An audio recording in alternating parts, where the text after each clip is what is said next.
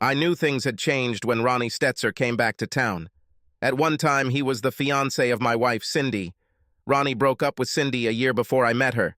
She made no secret of the fact that Ronnie broke her heart when he decided to break up with her and marry a rich woman 10 years older. I started dating Cindy. She didn't have the gorgeous looks of a model or a movie star, but she was very pretty. She had soft brown hair and brown eyes, a beautiful face, but it was her loving heart that drew me to her. We got married about a year later, and our little girl, Amanda, was born 9 months later. Life was good for 18 of our 19 years together. We had our differences, but nothing serious until recently. Usually our disagreements arose when we divided responsibilities. Cindy was the only child in the family and was spoiled by her parents. However, over the years, she learned to curb her stubbornness. When our daughter was born, Amanda became my little princess. We were especially close and our family was very friendly. However, over the past year, Cindy and I seemed to be growing apart. I began to realize that we were doing less and less together. However, our lovemaking was very good, and we did it at least twice a week and more often.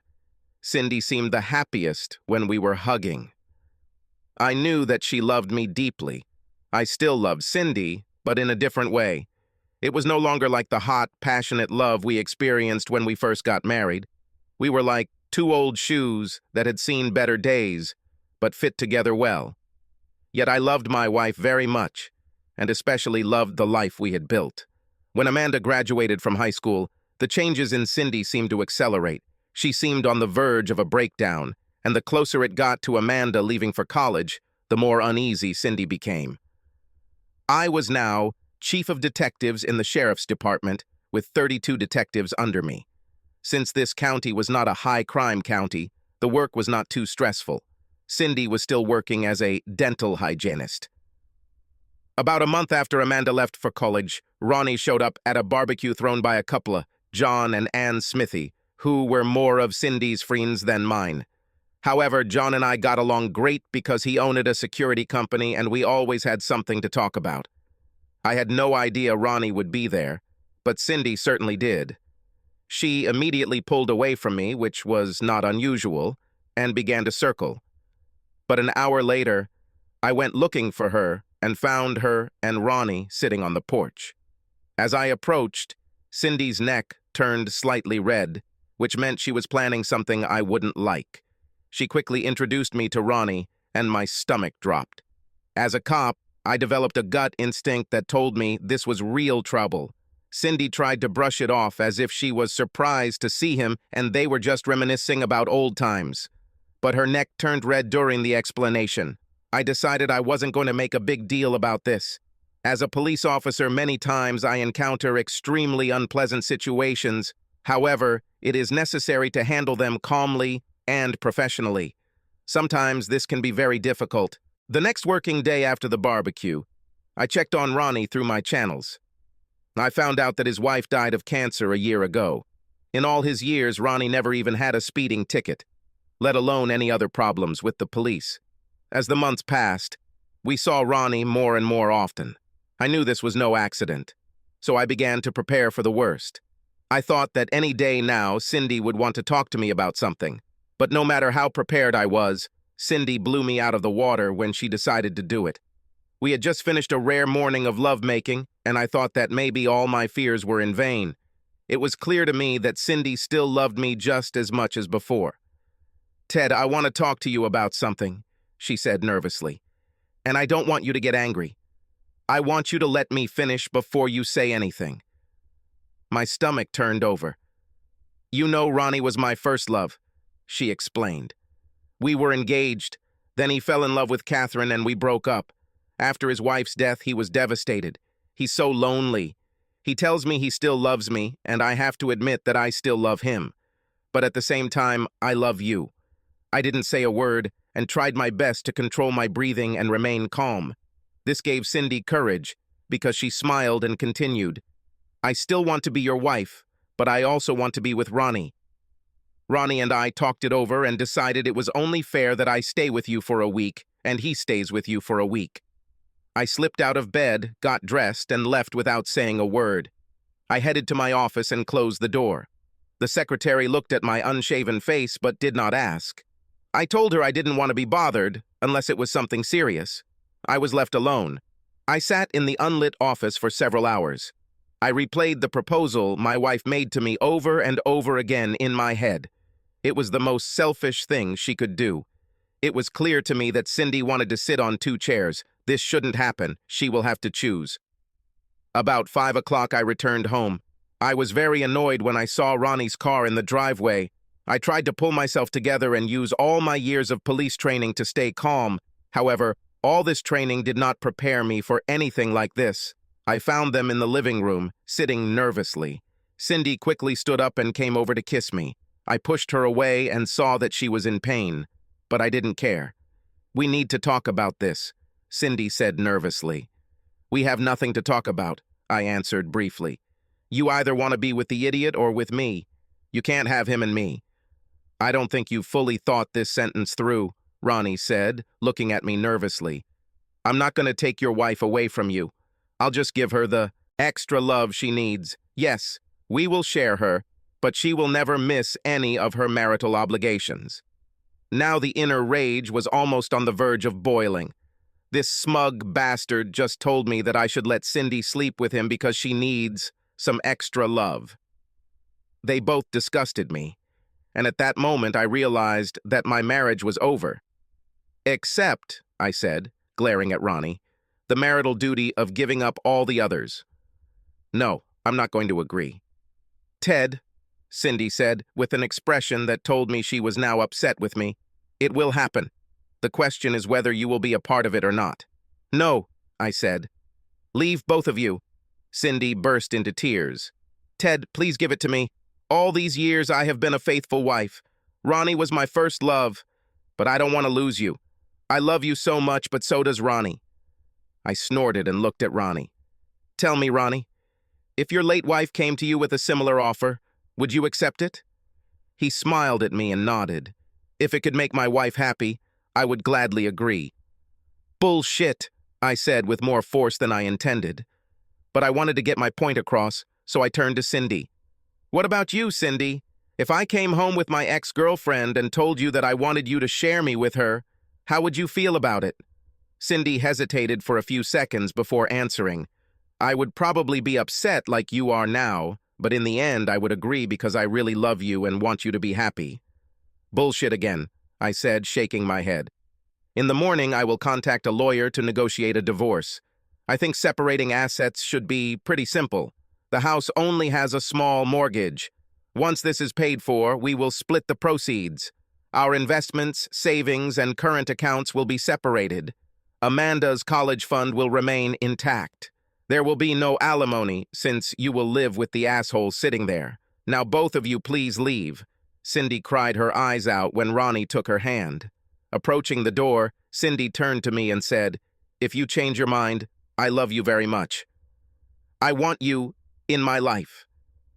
As soon as they left, the silence of the house fell over me. I was empty inside, but my years of service in the police taught me self-control. I put the wound in the box and closed the lid. Then I went to my office and started making a list of what I needed to do. I knew exactly which lawyer I would take. Her name was Sally Leone. She had a reputation as a real shark in divorce proceedings. She usually represented the wives, and the poor husbands never knew what hit them. Over the years, our paths have crossed. I helped her many times when needed. I looked through the list and realized there was one thing I hadn't done yet. I have to call Amanda and let her know what's going on. It broke my heart to have to tell my little girl what her mother was doing. It took Amanda a full 5 minutes to calm down so that I could truly understand her. What happened next was unexpected. "How could she do this to you, Dad?" she said venomously. "All these years you have been so kind to her, to us, and now she's stabbing you in the back. If she does this, I don't want anything to do with her." "Amanda," I said calmly, "you are very upset now, and I understand your feelings. But Cindy is your mother, and she loves you unconditionally. Don't ruin your relationship with your mother over this. We all lose if you do this." Can you wait at least a few days before talking? What if she calls me? Asked Amanda. If she does this, I will give her the full price. Please, if she calls, don't answer for a few days. Promise me that you will do this. Amanda reluctantly agreed to my request. Later that evening, Cindy called me very concerned. She tried to call Amanda but couldn't. I explained that I had spoken to her and our daughter was visibly upset. I explained to Cindy that Amanda wanted to calm down before talking to either of us about the matter. I bet you turned her against me, Cindy accused me. I bet you painted the most disgusting picture you could. Cindy, how can I draw her worse than you already did? I said calmly, knowing that this would anger her. Her mother wants her father to allow her to sleep with another man. Before Cindy could say anything, I decided to tackle one of the items on my list. Oh, since you're on my line, you should hire a lawyer. Please, Ted, don't do this, she cried again. It kills me that you want me out of your life. I love you so much. Could you give me some space? There's nothing to discuss, Cindy, I said, and hung up. I took the next week off to focus on getting all the ducks in a row, but the nights were terrible. Lying in bed alone was unbearably lonely. I would wake up in the morning and reach for Cindy, only to remember why she wasn't there. The first thing I did was call Sally, but was unpleasantly surprised when she said Ronnie had already called her. This bastard was secretive. He must have already figured out who the best divorce lawyer is and is now ahead of me. Well, if I can't hire you, I said, somewhat offended, can you recommend someone I should hire? I said Ronnie contacted me. Sally snorted. I didn't say that he hired me. In fact, I told him that you already hired me.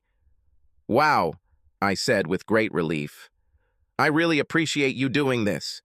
Ted, most men in this town think I'm a piece of crap, she said bitterly. You are one of the few who have always treated me with respect. You are one of the few who went out of their way to help me. I've always appreciated that. I will never stand against you. Again, I'm very grateful. You still have to pay my fee, she said with a laugh. I really appreciate you, but I also need to pay for the light. It's not a problem, Sally. And thanks again. Even after several days, the phone conversation between Cindy and Amanda did not go well. According to both, it turned into a shouting match, with ugly names being thrown back and forth. Cindy called me later, almost hysterical, that she had lost her daughter forever. I told her I would talk to Amanda and try to work things out, but it turned out to be much more difficult than I could have imagined. Amanda was angry when I spoke to her a week later. According to my daughter, she told her mother that she wanted nothing to do with her. Cindy will not be invited to the graduation or the wedding, and if she has grandchildren, she will never meet them. Now I understood why Cindy was hysterical. The calls from Cindy continued until the day of the divorce. She continued to beg me to reconsider and accept their plan. Of course, I continued to refuse. After the divorce, the calls stopped, and I tried to move on. Thank God I had a job. As chief of detectives, my schedule was quite flexible. Over the next 6 months, I became much more practical. I have often been able to point some of my new detectives in the right direction. This way, they wasted no time going down obvious dead ends. I also started looking through our cold cases. As a result of my efforts, we were able to close a long-forgotten murder case. It turned out that the victim's ex-boyfriend did it. They always had the evidence, but they just didn't see it. For this, I received gratitude and an increase in salary. Cindy and Ronnie got married about a month after their divorce. They wanted to buy my half of the house. But the thought of Ronnie living in my house turned me inside out. Ronnie threatened to go to court to force me to sell it. I told him to go and sue.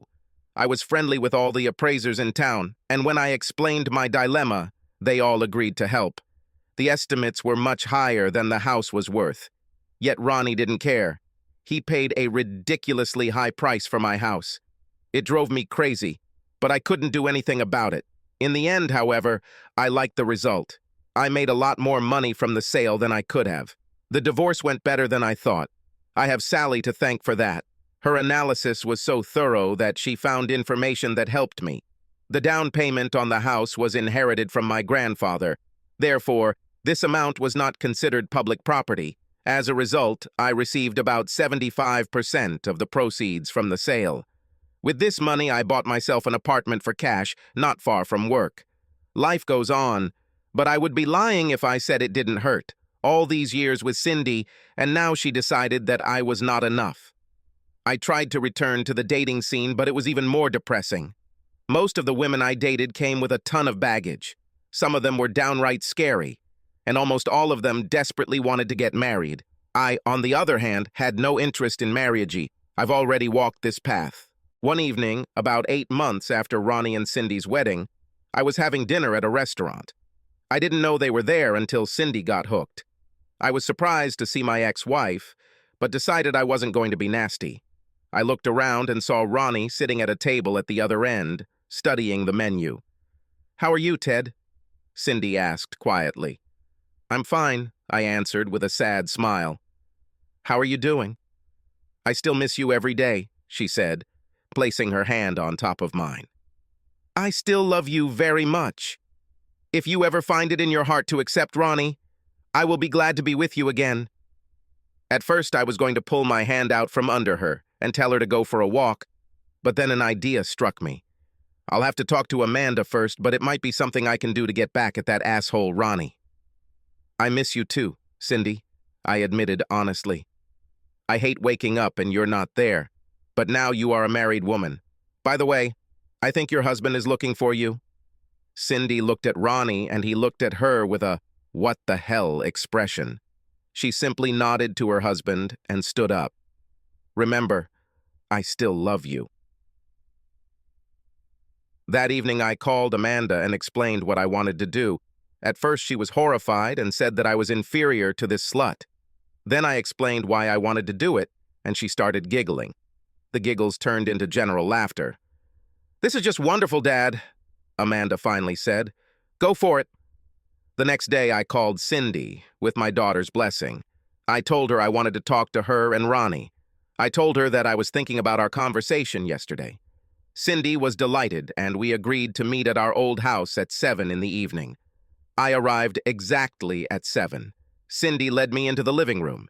It was unpleasant to see him sitting on the sofa in my former home. However, I took some satisfaction from the annoyed expression on his face. It was clear to me that Cindy had blamed this meeting on Ronnie at the last minute. He looked at me like a dagger. I pretended not to notice anything. After pouring us a cup of coffee, Cindy settled down on the sofa between Ronnie and me. I got straight to the point. "Cindy, what did you mean when you said that the offer to share was still valid?" A smile appeared on Cindy's face. "Yes, of course. The offer is still valid. I told you that I still love you deeply. I just love Ronnie too." "Well, if you agree," I said, trying to feign nervousness, "I would agree. Now I have no one. At least this way I'll have you part of the time. I was so lonely without you." Cindy rushed towards me. She kissed me more passionately than we had ever kissed. "Oh, Ted, you made me the happiest woman in the world." "Wait a minute," Ronnie said, standing up. "We haven't discussed this yet." "It's the same thing you suggested," I calmly told Ronnie. "Yes, but still, Cindy, you and I need to discuss this first." Ronnie was very excited. "We've already discussed this," Cindy said, a little surprised by Ronnie's objection. "When did we discuss this?" Ronnie blushed. "Don't forget, we discussed this before we presented Ted with the plan. You said you're more than willing to share." Ronnie was disheartened by his own words, and there was nothing he could do about it. Still, he wasn't about to give up so easily. "I still think we need to discuss this." It was on the tip of my tongue to point out to Ronnie what a hypocrite he was. It was the same deal he offered me, but now the shoe was on the other foot. He was the husband, and I was the ex. However, I decided to let this drama play out between Cindy and Ronnie without my involvement. "Okay, I'll leave and wait to hear from you, Cindy," I said, kissing her before leaving. Back in the car, I started laughing until I dropped. I switched roles with this idiot. Now he was squirming like a worm. I wish I was a fly on the wall that night. The next day, Cindy called me and said that Ronnie was very upset, But when she told him she would leave, he agreed. Cindy will spend 1 week with me and 1 week with Ronnie. Of course, at Ronnie's insistence, none of this could be done until I was tested for sexually transmitted diseases. I agreed on the condition that they both also be tested. Cindy didn't mind, but Ronnie wasn't happy. As it turned out, we were all clean. The next week, I went to pick up Cindy. Cindy looked fine as she walked up to the door. Ronnie, on the other hand, looked like he had murder on his mind. I grabbed Cindy and kissed her deeply. Then I grabbed her 2 suitcases and we went out. I decided that I would do everything possible to make this night special. I invited her to dinner and then to the dance. Then we returned to my apartment. By the time we got to the bed, Cindy said, "Oh God, Ted, I missed you so much. I really love you to bits." We had hot sex, and more than once during that night we rose to the heights of pleasure. Then we lay and hugged until I fell asleep.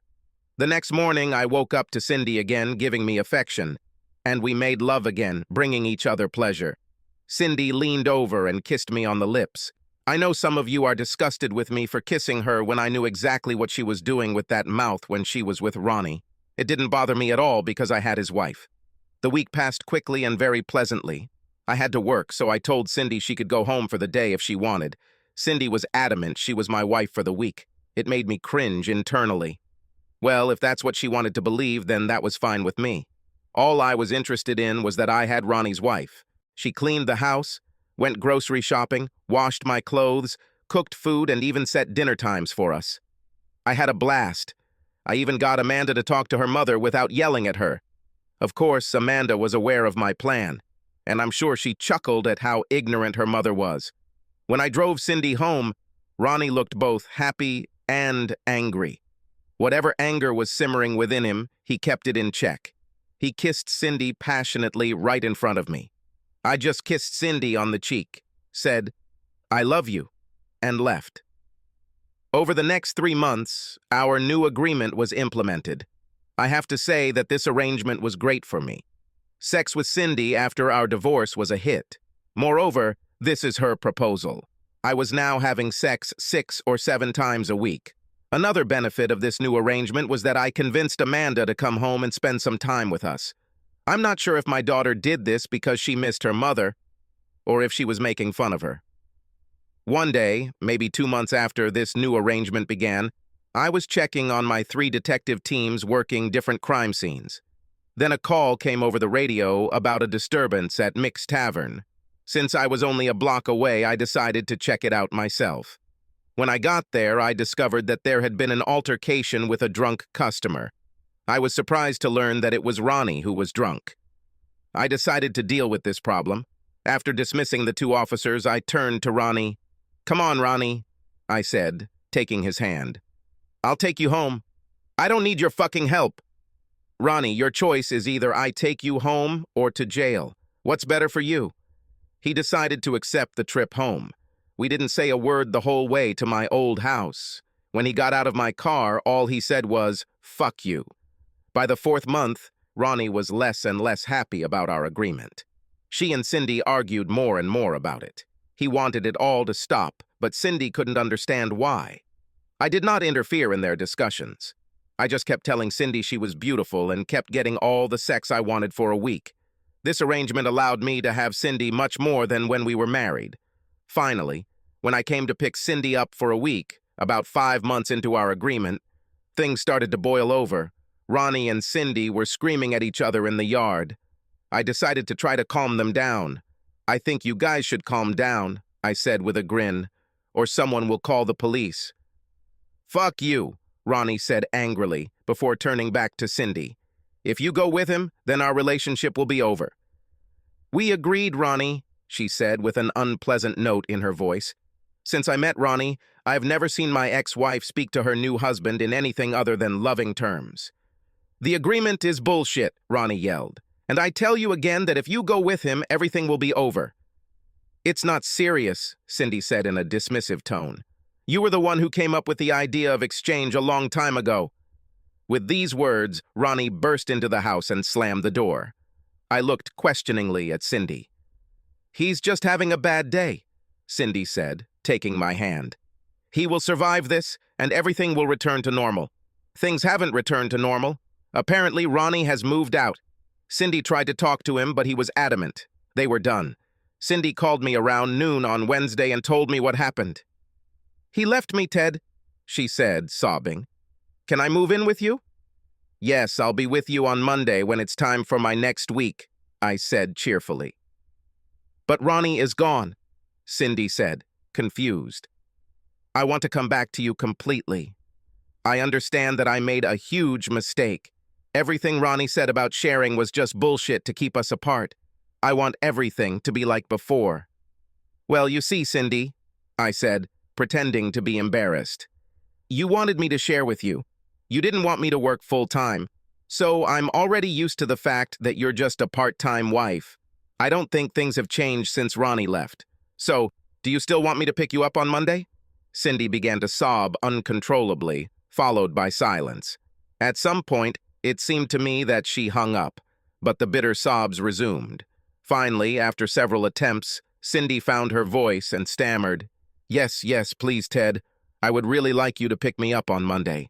Subscribe to our channel so that your second chaff doesn't cheat on you, and go ahead and listen to the next story, because this story is nothing compared to the next one.